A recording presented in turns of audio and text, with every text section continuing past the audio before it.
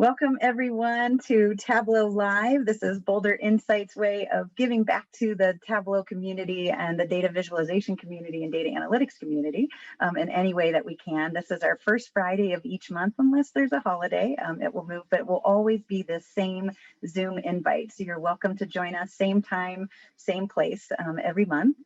As I mentioned, if you haven't submitted questions in advance, I just put in the channel the link to our questions form that can be used anytime throughout the month. And if it's an urgent question, let us know. We'll try to answer that right away.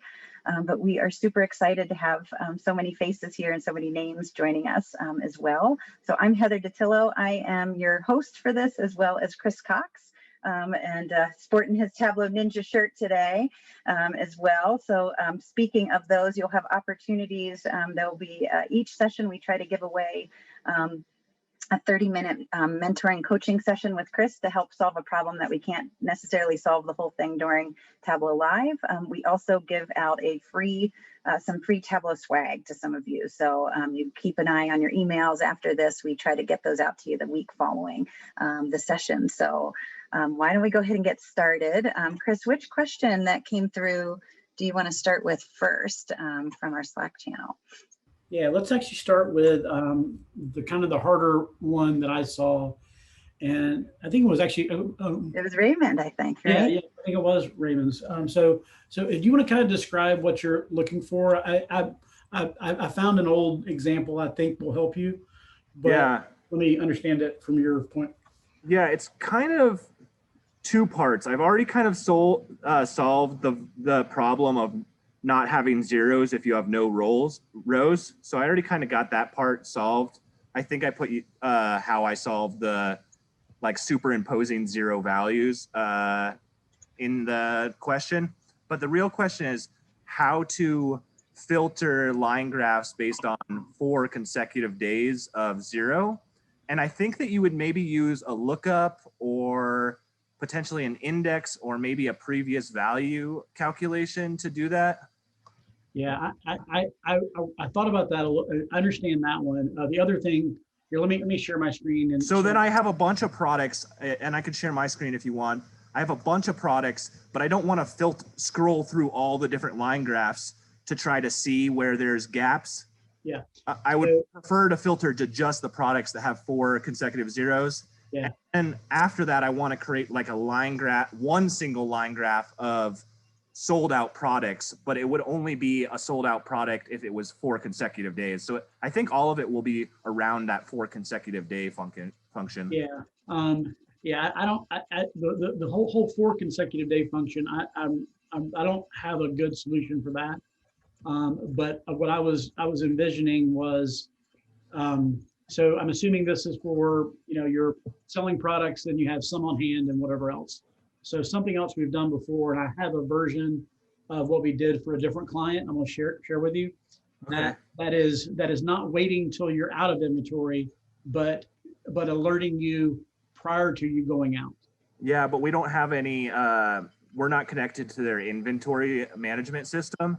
You don't have to be. We're only looking on web sales, so we don't really know if something's running low. We only know that they're out as soon as something jumps out of the norm. So like it's probably trending at like 2 products a day or 20 products a day, but we only know it's sold out until we don't get any rows at all for that product. So you don't have an inventory number? No, we're not connected to their inventory management system. Well, okay. Well, yeah, maybe I need to see your data to understand, but and let me show you this anyway. Okay. This was, that's the wrong screen. I got too many screens. Yeah, if we had access to their inventory management, it would be a lot easier for us. Yeah, so this is, am I sharing the right screen? Don't see it's the green thing. Superstore inventory, I see. Yeah. So this one was done of, okay, what's actually number we have on hand? And like it's saying, if you don't have that number, it's going to be bad. But then we look at the number of sales that they typically have per day. And so then this column here actually predicts, okay, based on this box cutter, whatever. So we have so in the last 365 days, we've sold 253. So that is 0.97 per day that we sell. So we can now say that we have 83 days left of that of that product. So Yeah. that to me is really what you want to alert on. You don't want to wait till Yeah. you're out. No, I agree. It would be better to alert them before we're out, and maybe we can get access to that data system, but it's not super likely.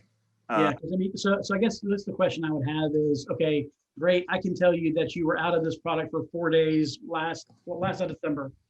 So you can't change the past, right? And so there's nothing to be done from that. Our problem is our client, unfortunately, isn't even sophisticated enough with their data that they sometimes go a whole month without realizing one of their products is sold out. So we would like to hopefully tell them that so they can fix the problem on their end. Unfortunately, I'm sure there's something you can do. Do you think that I'm around the right track by trying to use a lookup or a previous value function? I mean, I think that possibly could work. I mean, we've done a lot of lookups and stuff, but it really kind of gets expensive because you're going to have to build so many of those to do it. I don't know that it's going to really be performant. I would rather find a different route. And as I was saying that, like, I mean, there's stuff that can be done. And I found one tutorial on the Tableau website, but it didn't make sense to me. Send me that. I can look at it and see. I just think that this problem is definitely a tough one. And even if you solved it, I don't know it's going to help them because it's just a backward looking thing of when you were out. Right. Oh, I completely agree. I would prefer them to be proactive, but they're even having an issue where they don't even realize their own data is sold out. Yeah. So I think that I would tackle it from that side. I mean, so sometimes you can't. You might have to do an ETL type of thing. I mean, we're doing a lot of stuff now where we're pulling things into Snowflake and then building views that tell us stuff. But you got to automate the data, get the data right first. Yeah, and I'll try to reach out to them because we have started to automate more of their data sources from their location. So potentially we can add that onto the list. Yeah. With adding the zeros, if there's no rows there, I'm doing that with a calculation, but is that better to do with like some sort of self join or something to get rows when you don't have a row? Oh, that's what I'm going to tell you. No, you can do well. Because I'm doing it with like a weird index function, and I just don't know if that's the best way to do it. Here's a I don't know if it's a hidden feature, but it's one I didn't know for a long time. If you go into table layout, you can say show empty rows. So a lot of times that won't work. I don't think I tried that one. I don't think that will work in my situation because I just don't even have a null row or anything. There's just date missing basically. It's like you're December 9th. December 9th, and then there's not another row until December 29th. So yeah, no, I totally get it. So a lot of times on dates, there's a and I don't know the rules behind when this works and when it doesn't, but you can have a show missing values. So I think if there's dates on both sides of it, then it will fill those dates in. So you wouldn't have to do a separate join. So on most date fields, that's an option. That would be the other thing I would try. But so I would definitely try everything before rejoining it on itself, because that's just a extra headache that you don't want to have to do. Yeah. Okay. That sounds good. Yeah, but so anyway, so I think that may be, but you're not going to. This. Can you see the chat, Chris? I just posted kind of like how I am kind of superimposing that zero. But the problem with that is you have to have that original sales value in the view. So you kind of end up having two lines of each product. Yeah. That does create one where a graph is superimposed and then one where it just doesn't automatically connect the two data points. Yeah. It's a lot going on. And I mean, I think you're combining a lot of difficult things because you're trying to make a twin graph out of it, but really you just use one of the alert. You want to know, okay, what product has been out for more than 4 days? Yeah. That's really basically it. So, I mean, I could do that by saying count distinct days in my period, so 31 days, and then see how many days that I actually have. So I have 29 out of the 31 days. Yeah. So that to me would be the way to solve it. I mean, because just trying to visually show, like you said before, you've got a bunch of products. You don't have to look at every line. You want it to bubble the top. Which one has, and you just sort it backwards. So you count the number. The count distinct ones is just a problem if you have some products that are like you don't sell every single day. So though they may not be consecutive, but it's just completely normal that you don't sell them someday. That way you look at your history and you come up with kind of an expected value. I expect this one to only sell every 2 days. Perfect. I'll give that a try. Thank you so much for your time. Okay, Yeah. cool. Thank you. All right. Thanks, Raymond. And it's so good to see that. It's a hard one. We're starting off tough. So let's go ahead and go to some of the other questions that have come in. There was one from Kelsey, and I see your face there. I can read the question you put in. There she is, right next to me. Or would you like to share your question yourself since you're on screen? We want me to read it, or you want to do it? I can share it easy enough. Okay, great. So we have a situation using both measure values and measure names, color by, but I only want to color one column if that's at all possible. And I have a really great example of why, if that would be helpful. Yeah, so I didn't understand exactly. So one, I try to not use those if I can. And I'll tell you why. I'll share my screen and we'll just. Do you want Kelsey to share hers first? Or? Okay. Oh yeah, if you already got it, you can show me. That'd be even better. Yeah. Yes, I will. Mock it up. As long as you're allowed to show this data, that's. Yes, yeah, it is. I hit a bunch of names and great. Kind of a random month. So. Just want to warn y'all for your NDA purposes, make sure everything's anonymized before you show it in this. Yeah, if you can figure anything out from this, then good for you. Challenge accepted. Right. Don't ever challenge Chris. You all find right. Then you could probably figure out more than I could. So here's the situation. There are usually leader names over here. I hid them just for this purpose. But here's a really good example of, as we progress through the month, this is really the only number that we want to be able to show red, yellow, green for. Yeah. But we have all these other numbers that are important. So all of these kind of build up into this final number, but we really only want to color by this because, this 288 for this person is actually kind of awesome, but they're at 0% for them. Like, does that make sense? Yep. I got it. So two things here. One is the measure names and measure values is because you're using that because your data is coming in written for someone to read, not really for this is a database. So if this is a common thing, I would actually just do a pivot on your data set. So that way those things come in your rows versus columns. And that would solve one problem. The other thing it would do for you is like, you're not going to be able to do any actions on this because if you say, okay, well, show me my quota by salesperson or whatever, or I guess by your leaders. So the measure names, measure values doesn't work on actions because you don't technically have a dimension that you're passing. So I try to never use measure names, measure values for actually that reason, because actions are so much faster than filters. So you're way better off.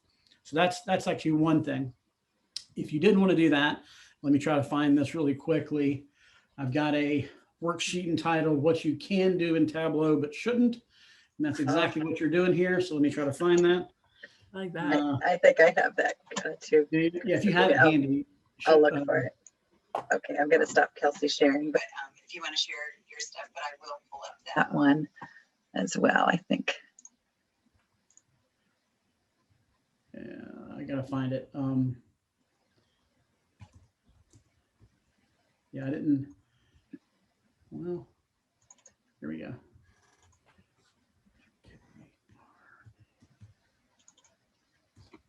Okay. Okay. I'm let me see. looking for it. We need to save all these things because I have them in one folder here for training, so I'm just not sure if yeah, I've got it here. Okay, great.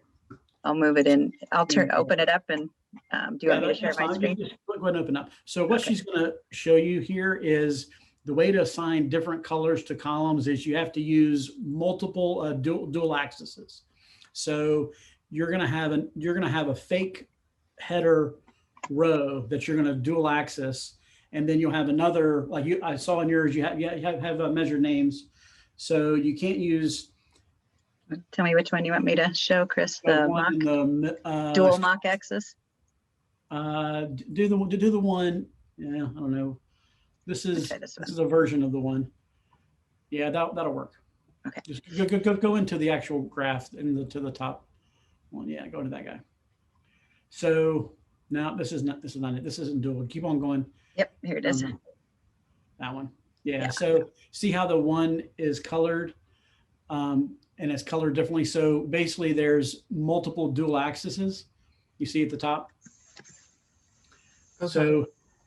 So that's how you do it, because now I get a different card for each for each dual axis. Does that make sense? Because that's what your problem is that you've only got one marks card. Mm-hmm. And so what you need is multiple marks cards to be able to assign different colors to those columns. And so without having your data pivoted, and you probably have to write some calculations anyway, this is the quick and dirty way to do that. Nice. And is mock axis, is that just like a 0 or a 1? Really hard a formula. If you show her what those are, it's called 1. What? Yeah. So we just some fake data basically you just put in there to make it have a header row. Okay. So yeah, we can send this out after the meeting. Yeah, we absolutely can share this. Yep. Yeah. So that's awesome. Thanks. This is so Chris, do you want to Tableau, but you never should. Yeah, everything you can do in Tableau with text tables, but shouldn't. So this was one of our colleagues, William, that used to be with us, that he created it for the Charlotte Tableau user group. So we can definitely send this out afterwards as well. But get back to you, Chris, then. All right, so another question that came in, do you want to build out the way that you'd recommend it for Kelsey without it being in the text table form, Chris, too, or? I mean, it would so it would need to be pivoted. I think that's the first step I would do. I think if it's a quick answer you need for that, I think that's your solution. Because the other one's going to require some other calculations and checking your numbers. So it's just going to be a little bit more work. It's just different. Okay. Yeah, I would bet the executive team will change their mind before we finalize anything. So I'm going to do the quick and I like it. See what they say. Yeah. Yep. All right, Todd is on the call with us. In fact, I think you were one of our first to join today. I'm happy, Todd, to read your question, or if you'd like to come off mute and share it, we can do it that way too. So. Yeah, I think I can just share it. It's kind of hard to explain, so I'd like to show my screen. There's nothing absolutely on my screen. Yeah, I want to see this. I saw your question. I'm pretty sure it's a user error. Blame the users, not the builders, right? Not the developer. Right? Okay. So this is a workbook. It has a bunch of public data here, so nothing sensitive. This is a list of posts on one of my clients' social networks. So there should be about 4 posts per day or 3 or something like that. But for this date, discrete date here, February 4th, I'm showing hundreds of posts, and that doesn't make any sense, and a lot of them are on Facebook. When I clear this out and add the pills back in, it looks like this, which is a lot more sensible. It's not sorted correctly. Let me just sort that.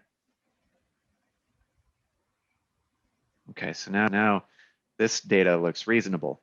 You have 1 post from Facebook, a few on Instagram, 1 on Twitter, and you can see just for that whole day is only 6 or 7 posts total. So, but if I remove these pills, that's without clicking on the clear sheet. If I remove the pills, and put them back, I see this same exact thing. Whereas if I clear them and put the pills back, I see this. Kind of weird. Can you go back to the other one for a second? Yeah. Can you clear your like a sort on date? Just I want to clear all the Sure. sorts out. Okay, didn't do anything. Well, Let's try something. again. Okay, so still weird. Yeah. So it puts okay, no, but it has them in separate lines. It just doesn't. So those are all for Facebook. Yeah, Right. probably. Yeah. So that's still correct. Now go back to your post 3. So it's still the same thing. You just have a different date here. Mm, Oh, one more thing. I don't follow. Go actually back to your post 1 again. Okay. I just want to make sure. I have to make sure I wasn't swapping data sources on me. Yeah. It looks like it's a sorting thing, but can you scroll down in this chart? Sure. How far? I just want to see like the next date. So there's not even a. It's looking like it's that is strange. Is your date field is a date. Yeah. Hold on, go back to your post 3 again. No. That is weird. I don't understand why it's not. Yeah, I don't understand that one. It doesn't make sense because for 2-4, you've only got 4 rows, or you don't have a 2-1 in this one. Oh, can you clear your sort on this one too? Yeah, sure. So you've only got, this only says 4 entries for 1-1 versus the other one on 1-1, we've got a bunch of entries.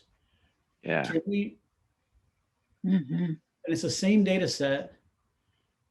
Build it from scratch. Yeah, let's start Yeah. from When I scratch. build it, when I do that, it'll look just like this.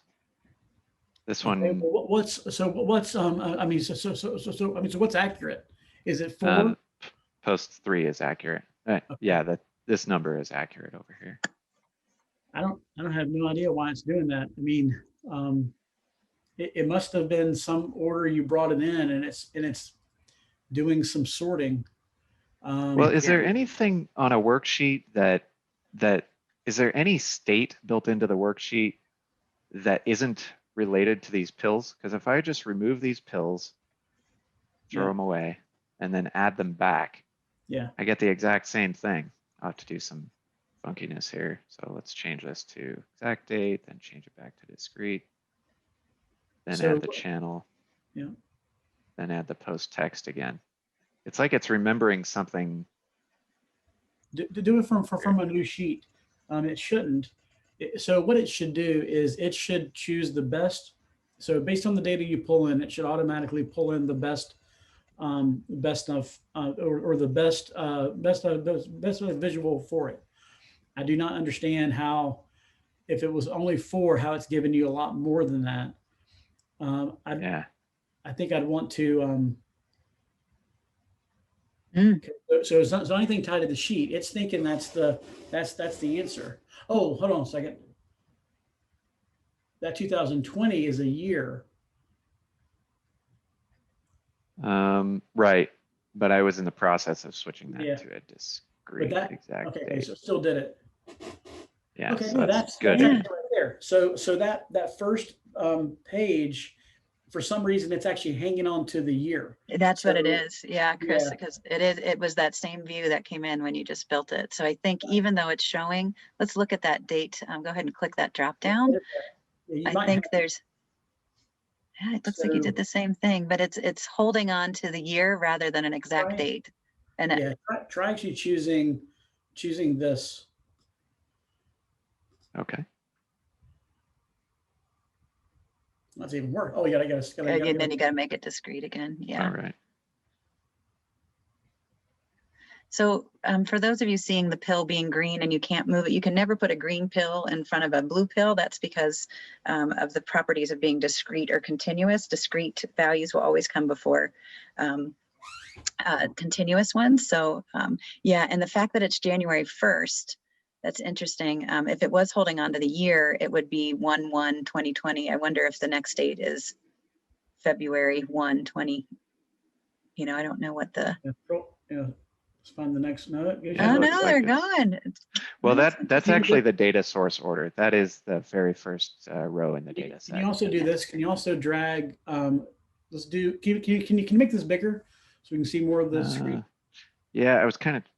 I think that's on purpose to hide the other data. Yeah. Okay, that's actually fine. So I think that is so strange. I've never seen that. Okay.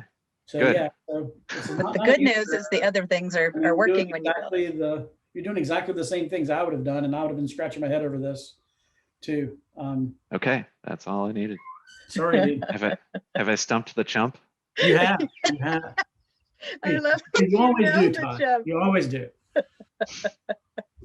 Thanks chump for the can time, be Chris. so- Oh, I've actually known Todd since 2008. Is that right? Yeah. Yeah, Yeah. back in our days at CPB. So for Yeah. those of you joining us, we haven't called Chris a chump in a while, but that we do these. Yeah, at least another day or so. I haven't called him a chump. But when we do our Boulder Tableau user groups that we would hold, we would do a live session like this at the end of the group. And when COVID hit, we decided, well, why don't we just reach out to everybody every month and try to connect this way to answer your questions? But we used to call this session Stump the Chump. But since we were opening it up to people who don't actually know us and might think we're a little mean or weird, we decided Tableau Live was better. And Chris already thought it bought was rude anyway. that URL. Do you We- guys we- still call Kevin a dartist? He Yeah. calls himself that. Yes. Yeah. Oh, he calls himself that. He's embraced it now. He So has embraced it. So that's great. All right. I still think we have one more question at least that came through. Oh, Anastasia. Yeah, let's go ahead and hear you. Yeah, I just noticed something on the very last screen that could be a cue to what we're trying to resolve for the previous question. Unfortunately, Awesome. it has to do with the mark count. It was in the all the way on the bottom left corner, and I think post 3 had something like 490,000 marks. And the post has 40. Yeah, so this one 439,000 marks, and the post 3 has something like 1,200 marks. Wow, So you're right. what's that? Nice It catch. sounds like, yeah, so it sounds like for whatever reason, post puts all the text, like repeats all the text, whatever many combinations of dates, times, channel there exist. I don't Yeah, it's know like it why. cross-joined itself or something. Right. Yeah, that it's Yeah, yeah, inflating yeah. the data. Yeah, that's a good question. Is that extract? Is it a single table or is it a bunch of joins? It's Just not an a single extract. table. Mhm. It's just That's a direct interesting. Yeah, I don't know. connection to a MySQL table. Takes a village to solve these problems. Good eagle eye, Anastasia. Nice catch. Yeah. Yeah, that's really good. I actually had the same issue happening to me, where if I recreate the view from scratch, I have the error going away. So Yeah. it happened to me as well. Okay. I'm curious. What version of desktop are you in? This is 2020.2, I think. So it's a little bit older. 2020.3.2. Wow, it's pretty So it new. could be, I mean, yeah, you're not that old, but I mean, it might be worth just downloading the latest version, 2020.4.1, and just see if, and just do the exact same thing and see if it works there. It could be just a weird bug in this version. Maybe I don't know. Yeah, possibly. I haven't tried that. I will try it though. I Awesome. figured there was some other, metadata about the sheet. Like sometimes you can have the analysis stuff set, maybe it was showing some sort of totals that was messing Go with it. down to that the whole like a table layout. The mouse. Okay. No, okay. I just saw something was hidden at it or selected. I think that was. Oh, well, this is the one that works correctly. Let's try it in this one. So for those of you, when we were going to the bottom left corner, I highlighted that in green. There it is right Those there. marks. That's it. Show empty rows. That's it. Ah, Unchecked. interesting. So if I uncheck that, there it Oh, is. there it is. Yeah. And I The get a stump- witness. Woo, woo, woo! The stump has been unchumped. Unstumped. Right. Unstumped with Unstumped. an assist from Anastasia. So that's pretty awesome. I wouldn't I have love kept that. digging. Huh. Go team. Chris, Yeah, so you were just, and it shouldn't, I don't know why that's a default for you, because you did a brand new sheet and it did it the same way. it might have just Right. gotten No, checked off. a at brand one new point. one Yeah. The brand doesn't new have ones that work. one checked. Yeah, I bet it Yeah. just got checked sometime, Chris, when he was So trying that- to solve it. Yeah, so that was it. So you're showing the empty rows, and that was what was doing it. So wait a That's minute. Awesome. I'm not clear on what that's doing, showing empty rows, because there shouldn't be, in what way is a row empty? Is it that it doesn't have a value for one of the columns? I'd have to. So it's probably a row that so it's a row that is valid, but it's empty for the dimensions that you're pulling in. So Okay. so data is populated, but maybe channel and post or something Okay. is not.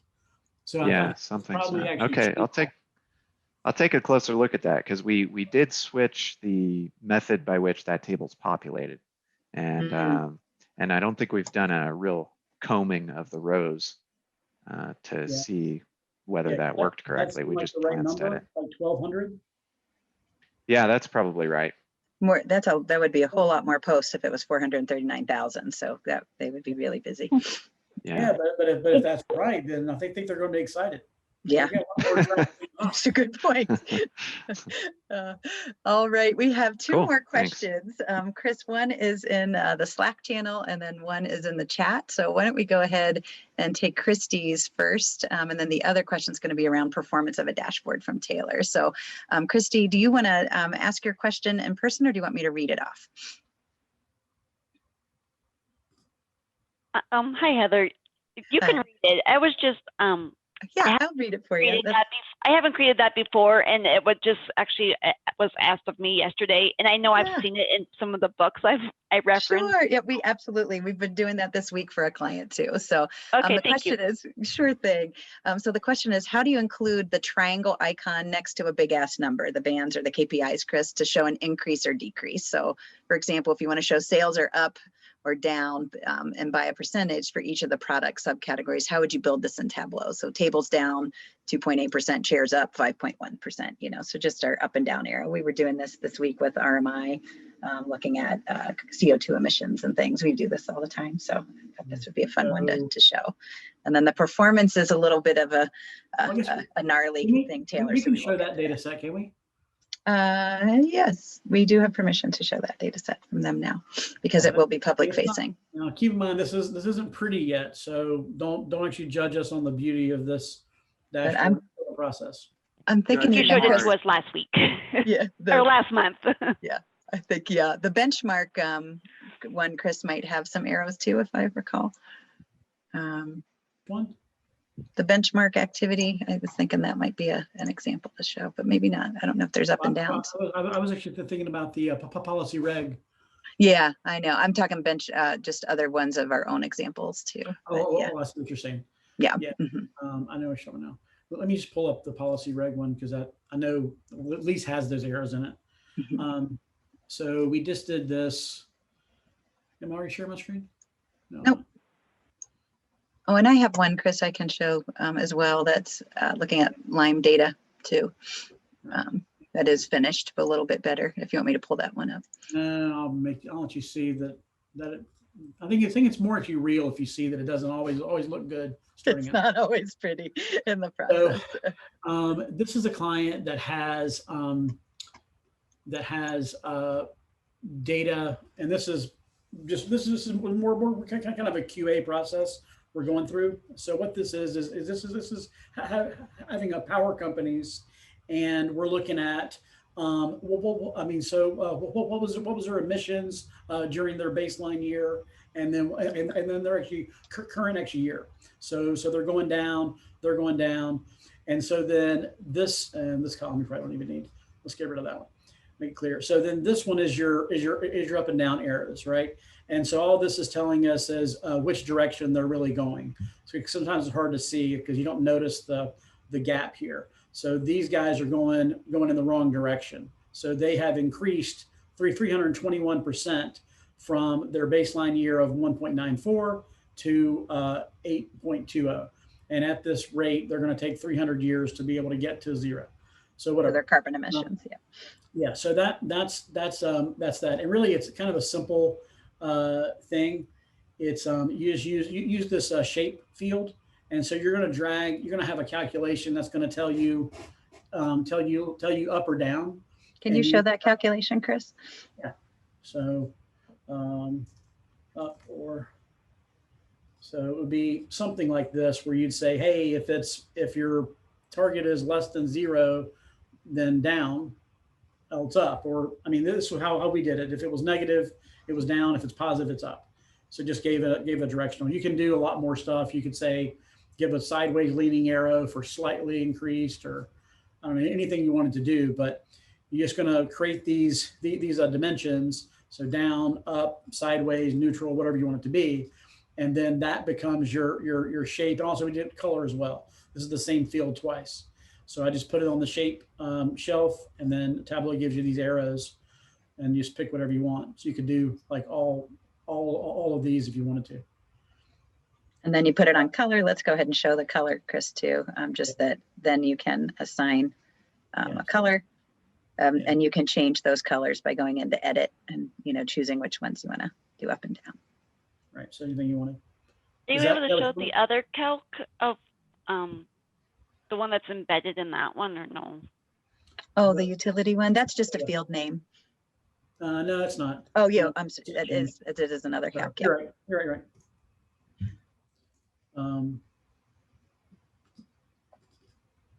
So this one is looking at the looking at the baseline year. So that's the first year. And then I kind of subtract their current year, and then I divide that by their baseline year, and that's going to give me and then I multiply it by -1 because I think I did it backwards. So it's a fast way for me to kind of fix my bad math. No, that's helpful. Thank you. Yeah. So yeah, really, it should have been the other way around on this top one, but it was. Yeah, and I could show another example, Chris, if you want to. This is similar inspiration where we started working on just showing a shift over time with things. This is looking at symptomology for Lyme patients and patients who are battling other tick-borne diseases and things, and showing if it's gone up or down too. So you can always, have the arrows in a different order and different column as well. So just a similar look, and then layering these next to a body and kind of showing where symptomology is showing up for different people and in which direction. So we can see these two are increasing the muscle pain and sensitivity and visual contrast issues, where back pain and everything else is moving in the right direction. So this was a project I did with Health and Human Services Department with Steve Wexler, that we worked on this for a doctor out of California, Northern California. So just another. So the calc is always like, you just take your current value minus like your baseline. Yeah, essentially okay. That's typically it. Chris, do you have other thoughts around that? Yeah, no, I mean, you have to have some difference, right? Right. So whether it would be, you could do a calculation of like a % difference since last month or something, right? If you wanted to calculate, sales growth or kind of whatever. Like I could do that pretty quick. So like, let me I got a few things open here. And then we do have one more question from Taylor today. I want to make sure we get go ahead and start reading that one. And I'll okay. do this real quick. And Taylor, do you want to read your question yourself, or do you want me to do it for you? You can, either way is totally fine. I can just explain it really quick. Great. Thanks. So we have a workbook with a bunch of different dashboards in there, and it is taking an extremely long time to load. And pretty sure the reason why is because one of the dashboards, all the tables are in the same database, but one of the dashboards relies on a table that has millions of rows in it. And so even running on like an extract, it just takes forever to load to get everything in there. And so we're trying to figure out ways that we can make at least the other dashboards load faster. And so my question is, if we publish the other dashboards in a separate workbook, is that going to improve performance? And if so, is there any way to still have it under like the same folder in the Tableau server, or is there no way around it, like having to split it up? Sorry. Okay. So, so as far as workbook performance is concerned, there's really no one size fits all silver bullet. Here's how you fix it. Typically, the order I go in is things that are simple to solve. So like you're saying, if you have a bunch of data sources in one workbook, a bunch of sheets as tabs, that can definitely make it slower. It's probably not the underlying reason. Most often, the biggest problem is there's been a lot of like global filters applied. And so if you're using a lot of drop-down filters, those are just so slow. So those are going to make things incredibly slow, even though it's intuitive, and we're all used to using drop-downs and radio buttons and that stuff. If you can get away from that and use actions versus filters, you're gonna be way better off. So is that the case in yours, or are you not using filters? There are a lot of filters. Yeah, that's your problem. So yeah, you're not going to be able to make it fast with those. I mean, you can split into separate workbooks. That'll help a little bit, but then you're going to lose the functionality that you want, because you want to be able to say, I want to select a date and have it apply to all my sheets, right? Do you have multiple sheets in this workbook or no? Or multiple dashboards? Yeah, multiple dashboards with multiple sheets within them. Yeah. So you're applying. So think about it like this: if you've got one filter that applies to 5 worksheets, but then you got 5 dashboards, and that one filter applies to 5 times 5, and it has to compute those the whole way. It's going to take time. So we try to not use those as much as possible, and I'll show you the other reason why that I don't like filters is they don't really give you any more data. So like, for example, I do this one all the time. So I say, okay, let's look at state. And I'll go ahead and do a map, even though I hate them. We'll do sales as my size of my circles, and we'll do a profit on color, right?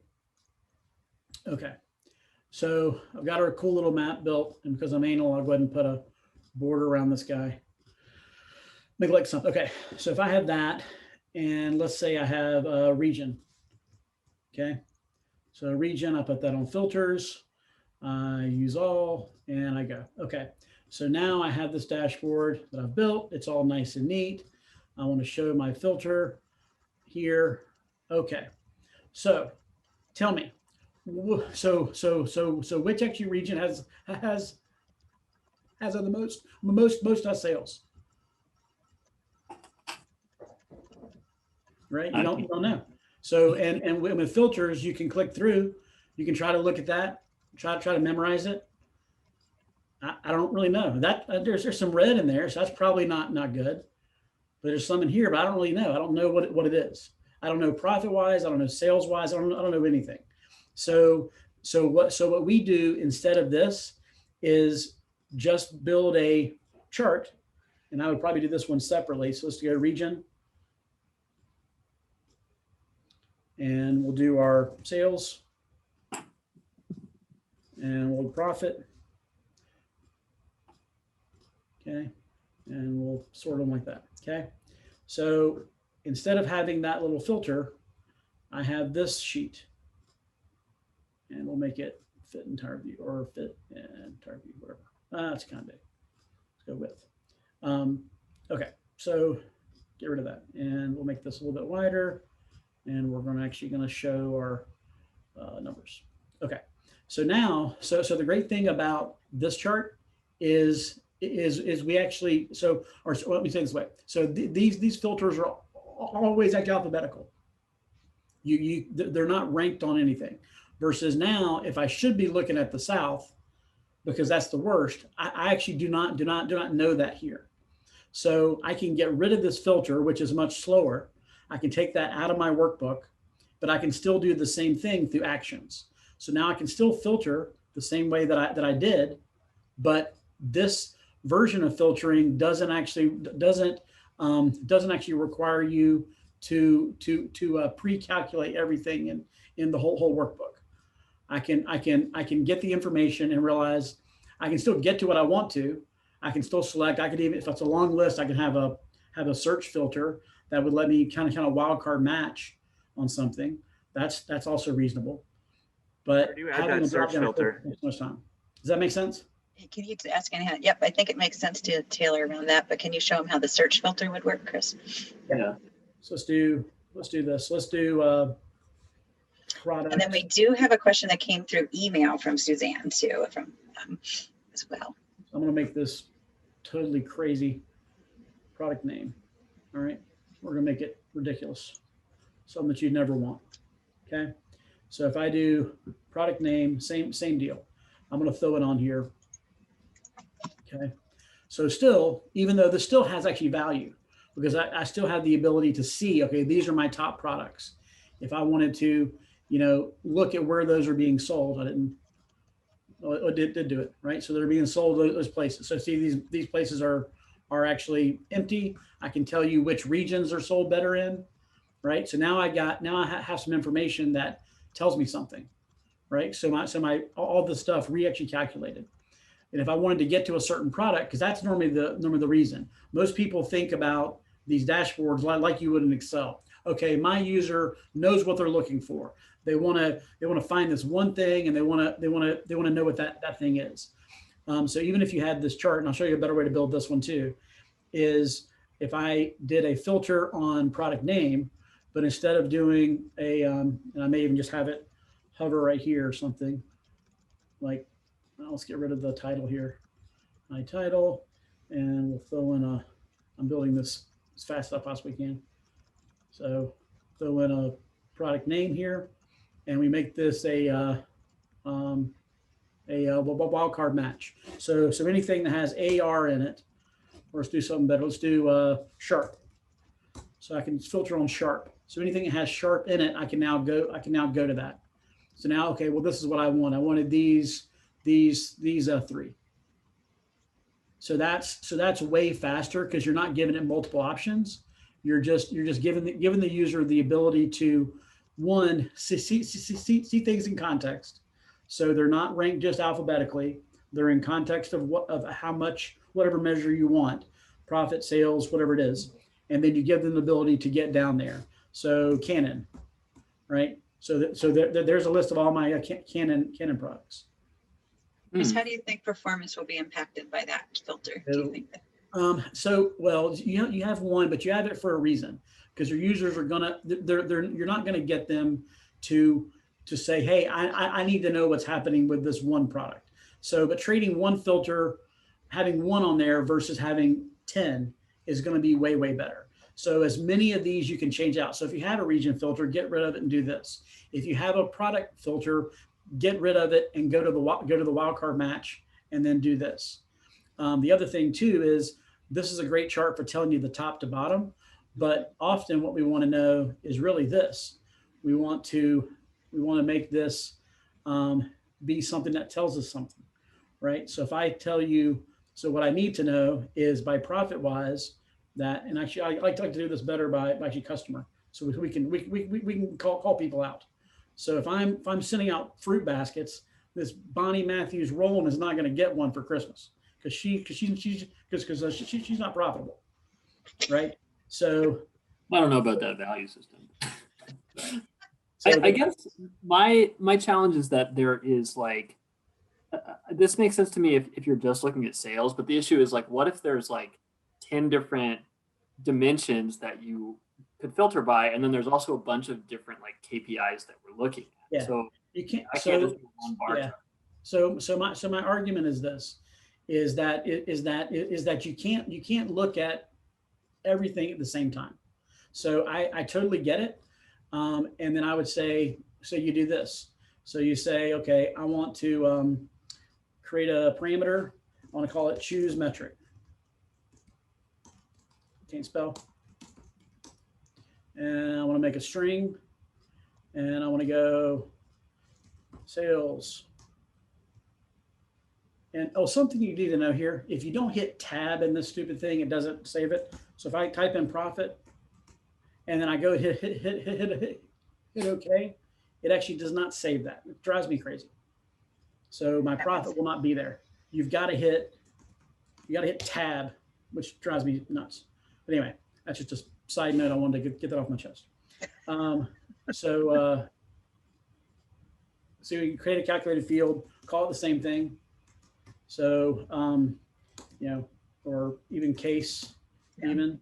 So when sales, then say sum of sales. Now let's do the else, sum of profit.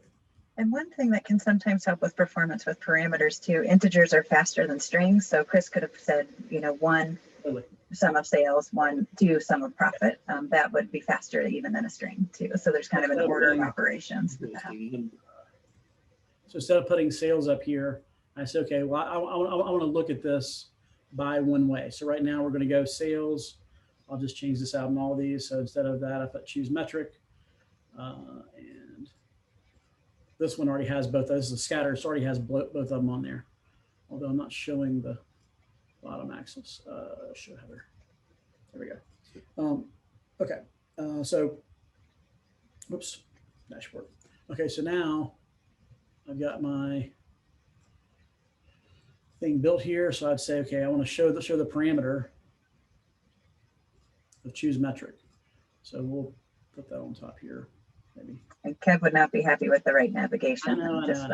But I won't call that out too. You're right. You're right. Fair it's enough. Okay. Fair enough. No, you're right. You're right. You should not use, so that's not so Tableau actually defaults our navigation to the right, which doesn't follow any kind of standards that are out there. I mean, so any actually website has left-hand nav. You read from left to right. So we always try to move navigation to the left, even though Tableau keeps trying to put you on the right. So now I could say, I want to see profit. Well, now this is going to change by profit. I need to sort by that. So both of these will be the same way. So I want, oh, come on. So I want to sort by my field of choose metric, right, and ascending. Okay, so another question you want to get to, so I don't want to take too much time, but why are filter actions so much faster than using a filter? Because they actually seem like they would be intuitively more computationally expensive to me. Because the reason why is because the drop down filters, how they work is they have to pre-process for every possible answer, versus the filter actions don't know what they're going to get, so they only, like whenever I click this, then if I go here and see the actions created, I see that it's passing in whatever hovers. Come on, there it is. So I passed in that one thing. So this action, when I go and clear it out, is going to be blank. So if I clear this out and I go back and look at that action that was created, it's now empty. So it doesn't have anything in it. So it's an action. It's a filter that's put in place on the fly that's actually waiting for some value to be populated, versus the drop down filters already know all these are possible. So it tries to prepare for anything. And that's crazy. I don't want to challenge you to do this right now, but do you think it's possible to build something that essentially looks like a drop down but actually works with an action instead? Not that I don't know why you would. I mean, so or could you do comma separated values in that wildcard?